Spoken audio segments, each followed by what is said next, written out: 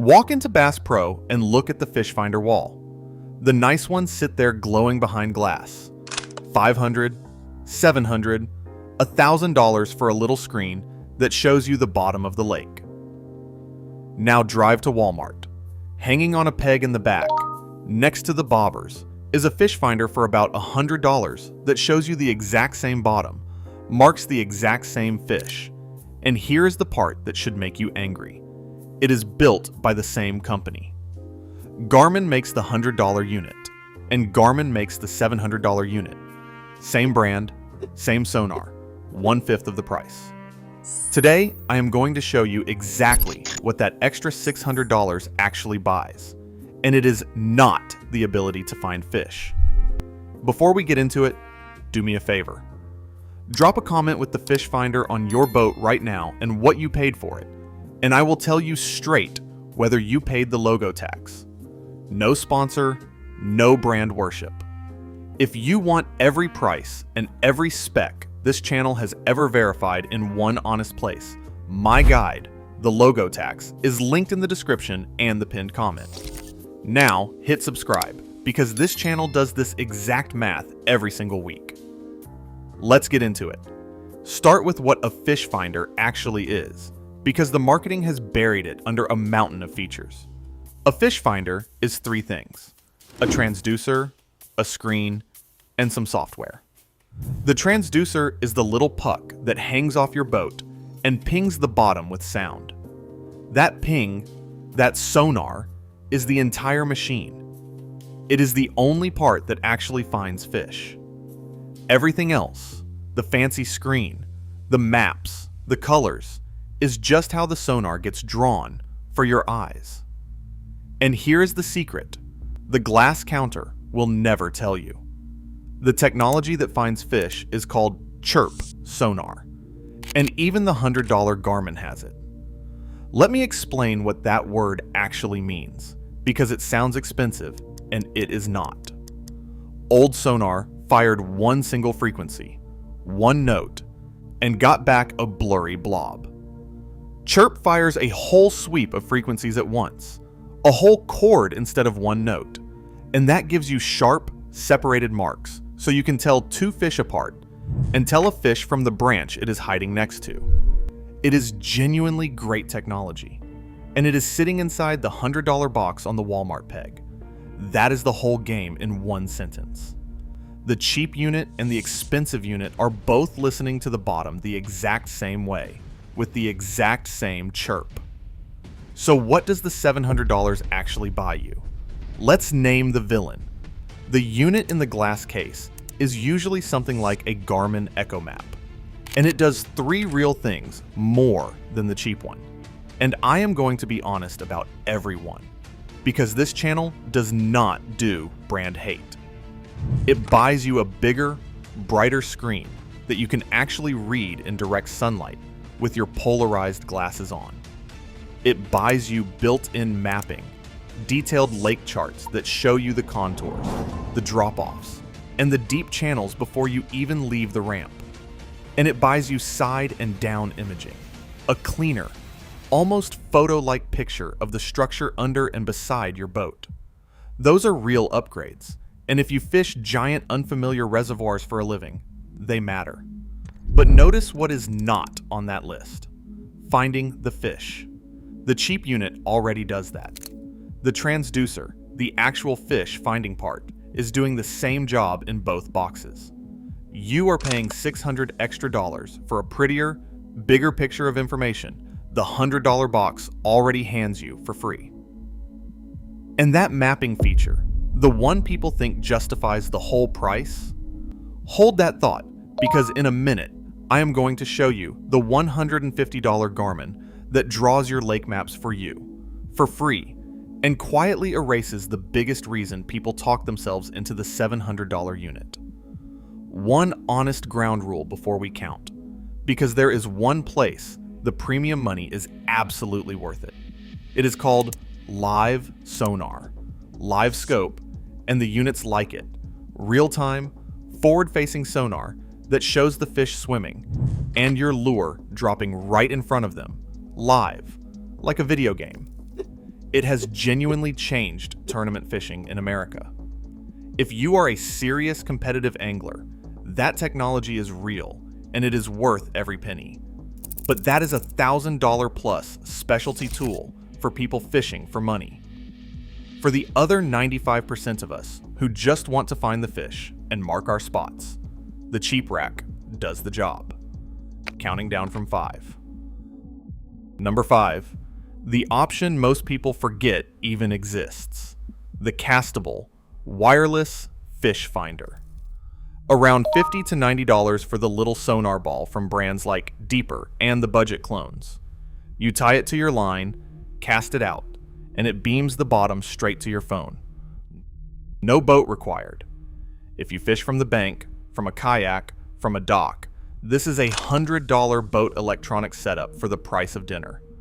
The fair caveat, the range is limited, and your phone battery becomes part of the rig.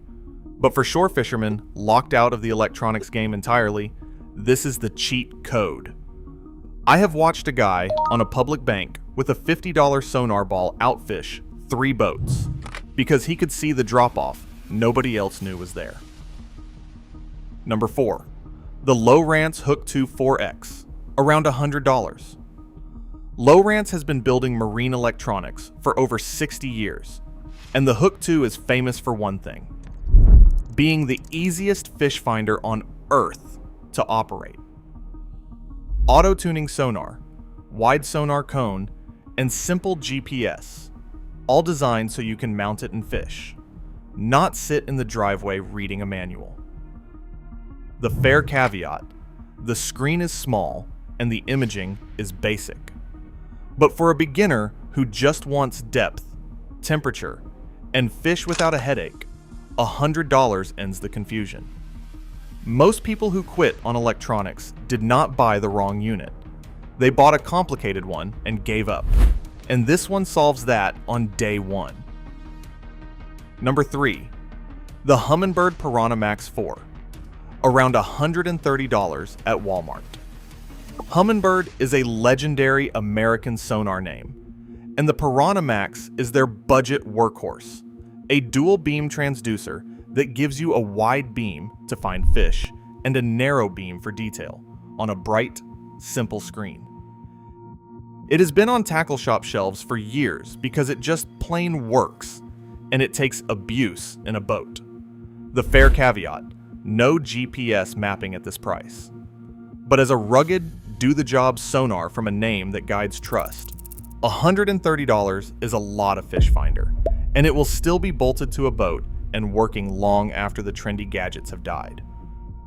Quick word, because we are right at the turn.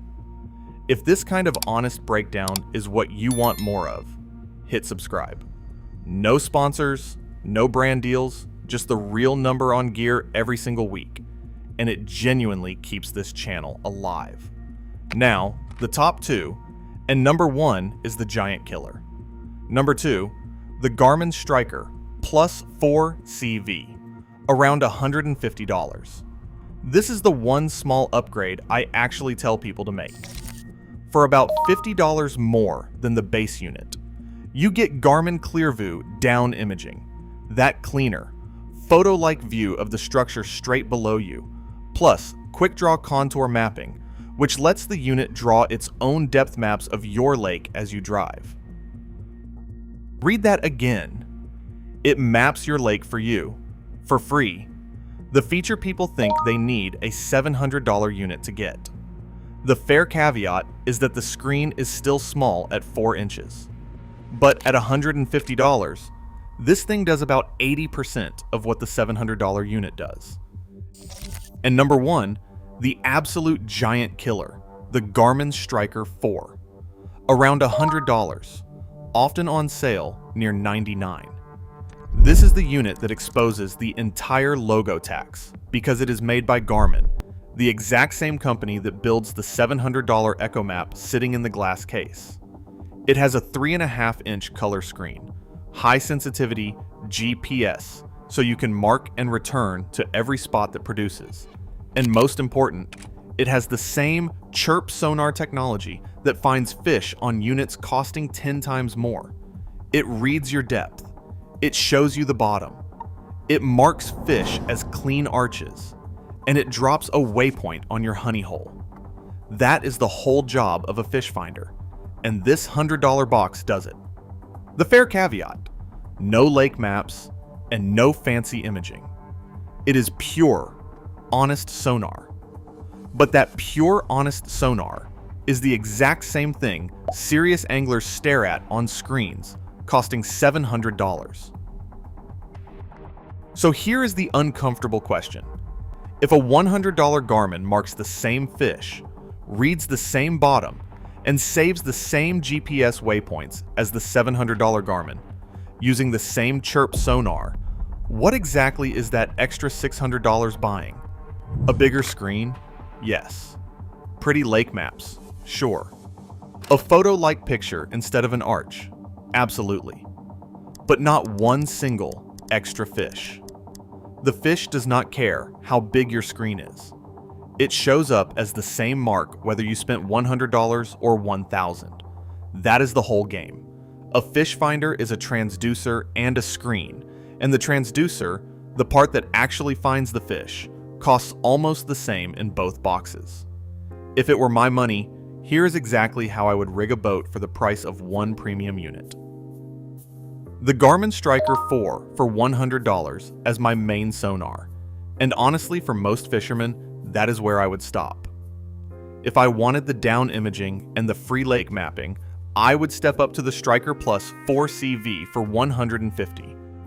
That is a complete GPS-enabled fish marking setup for under $200, when the guy next to you at the ramp spent $700 to see the same fish. And here's the free skill that beats any screen, because a $700 unit in the hands of someone who cannot read it is worthless, and a $100 unit in the hands of someone who can is deadly. Learn to read the arches. A full arch is a fish that swam all the way through your sonar cone. A half arch is a fish that sat still under the boat while you drifted over it.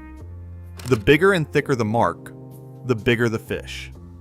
A thick, hard, bright line on the bottom means rock or gravel, and that is exactly where the fish live, while a thin, fuzzy, soft bottom is mud, and you can usually keep moving. Watch for the bait balls too, big fuzzy clouds of little marks, because game fish are almost always sitting right underneath them. Use the built-in flasher when you are vertical jigging so you can watch your lure and the fish rise to meet it in real time.